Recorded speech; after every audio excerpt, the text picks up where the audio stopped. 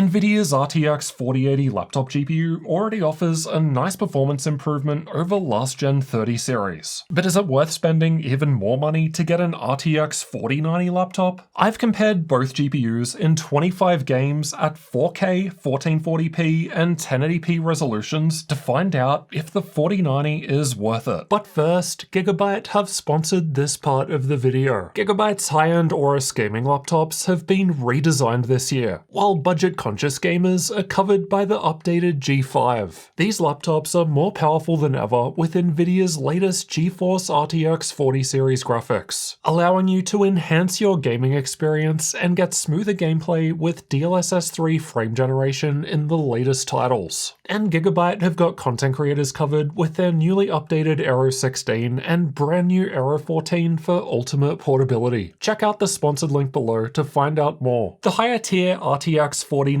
laptop GPU has 31% more CUDA, Tensor, and ray tracing cores compared to the lower tier RTX 4080. The 4090 has 4 gigs of extra VRAM with a bigger memory bus and more memory bandwidth. Both GPUs max out at 150 watts, but the 4080 can also run with less power in thinner and lighter designs. The 4080 can reach higher boost clock speeds too, as it has fewer cores to power within the same maximum power limit. Both of these laptops can run their GPUs at 150 watts, plus an extra 25 watts with Nvidia's Dynamic Boost, so 175 watts in total. So we're comparing full-powered RTX 4080 and RTX 4090 laptops here. More power equals more performance. This graph shows the 3D Mark TimeSpy graphics score from each GPU at different power levels. With the same power limit, the 4090 was always outperforming the 4080 as expected, but at times it was close. A 4080 laptop at 100 watts was slightly ahead of a 4090 at 90 watts, for example. But then with the 4080 at full power, the 4090 was reaching a similar score at 130 watts. I'm using XMG's Neo 16 laptop to do this testing, so we've got the exact same CPU, RAM, SSD, and cooling for a perfectly fair comparison. They've both got the same sized batteries too, and with an actual game running, the 4080 laptop lasted 20% longer with both on battery power. The 4090 laptop was actually using a little less power when measuring both at the wall with the charger connected in 2 different games at 4K max settings. It's not a big difference, but the 4090's AD103 die is clearly more power efficient, both because the 4090 delivers more FPS, while also requiring less power in these specific games. The 4090 was also running a little cooler too, which I suspect is for a couple of reasons. The first is the larger AD103 die the 4090 uses is physically larger, so there's more surface area for cooler contact. The 4080 has fewer cores in its smaller AD104 die, but it's able to reach higher clock speeds, which resulted in higher GPU hotspot temps for the 4080. Alright, with that in mind, let's move into our 25 game comparison, starting with Cyberpunk 2077. I've got the 1080p results down the bottom, 1440p in the middle, and 4K up the top, with the 4080 results underneath the 4090 results. There's not that big of a performance difference in this game, with the 4090 laptop just 6% faster at 1080p, 12% faster at 1440p, and 18% faster at 4K, though with these FPS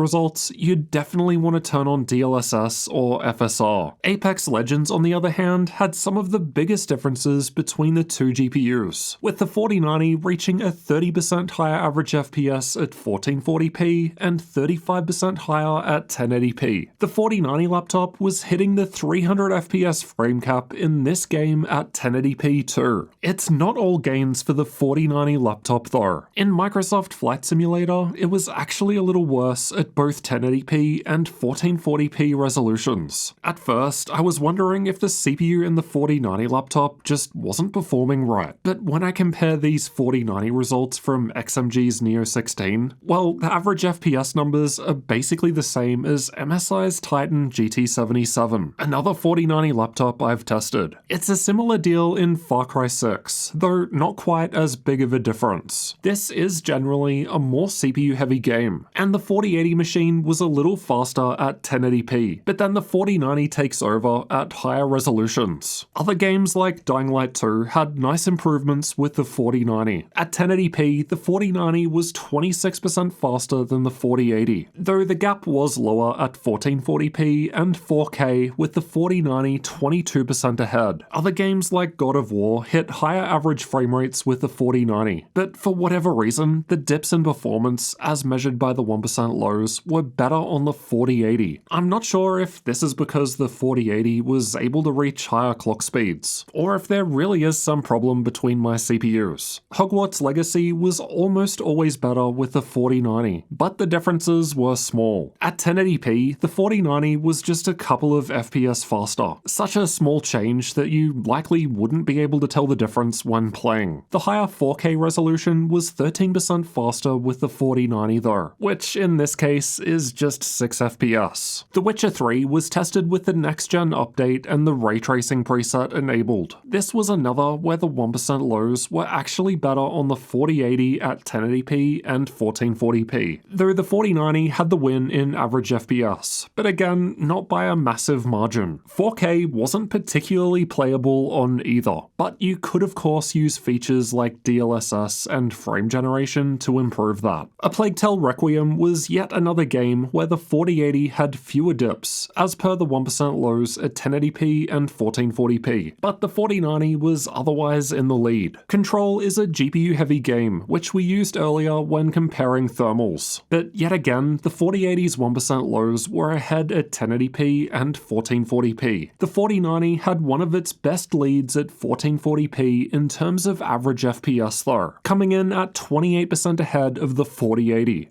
Alright, after 10 games, I think you've got the general idea. We'll just skip through the rest of the 15 games tested on screen now, rather than waste your time having me talk through every single one. So feel free to pause the video if you want a closer look at any of the results. I think it's important to test a wide selection of games so that we can get an accurate picture of the average performance differences to make the fairest possible conclusion. As I always say, more data equals more better. Let's look at those average differences next. On average, over all 25 games tested, at 1080p, the higher tier RTX 4090 laptop GPU was just 9% faster compared to the lower tier RTX 4080 laptop GPU. This graph shows how much faster each game was on the 4090. A couple of the CPU heavier games were actually slightly better on the 4080, while only 4 titles were more than 10% faster with the 4090. If we step up to the higher 1440p resolution, where we're more GPU bound, the RTX 4090 now has a slightly higher 11% lead over the 4080. Now 11 of the 25 games had at least a 10% gain on the 4090, because more pixels need more GPU power to run, so the 4090 starts stretching its legs. This continues at the higher 4K resolution, which is why the 4090 was now 15% faster on average, with 22 of the 25 games now 10% faster on the 4090. Here's how frame rates look if we instead take the average of all 25 games. I think this better allows us to visually see the overall differences as a quick summary. The 4080 laptop was still definitely very capable, averaging about 70 FPS at 4K without features like DLSS, FSR, or frame generation at max settings. So the 4090 performs better in most, but not all cases, which took me by surprise. From what I can tell, this 4090 is performing as it should, as the results are very similar to other full-powered 4090 laptops that I've tested. So then, is it worth paying more for an RTX 4090 laptop, or should you save some cash and get the RTX 4080? Prices of both will change over time, so check those links below the video for updates and current sales. And if any 4080 or 4090 laptops do go on sale, we'll be sure to add them to our gaminglaptop.deals website. So check that out to get the best deal on your next gaming laptop. We update it every day with all of the latest sales. At the time of recording, in Europe, the exact XMG Neo 16 that I've tested here with RTX 4080 graphics will set you back $3,200 €565, while the higher-end RTX 4090 configuration is an extra €637, or almost 20% more money. Electronics in the US sell the same laptop chassis for $2,922 with the specs I've tested for the 4080, and it's a $500 upgrade to go for the 4090, or 17% more money. Just for another US example, Lenovo's Legion Pro 7 with similar specs is $2,670 for the 4080, and it's a $500 upgrade to get the 4090, or almost 19% more money. So cheaper overall as there's no liquid cooler, but a similar increase in terms of a percentage. The 4080 ends up slightly better from a cost per frame perspective, but not by much. The 4090 costs $500 more in this example, or 17% more money, while best case offering 15% more performance in a 25 game average at 4K, or 9% more FPS at 1080p. That's not too bad, considering normally at the top end of a product stack, you start paying more money for smaller gains. But in this case at least, the 4090 doesn't actually cost that much extra relative to its performance gains.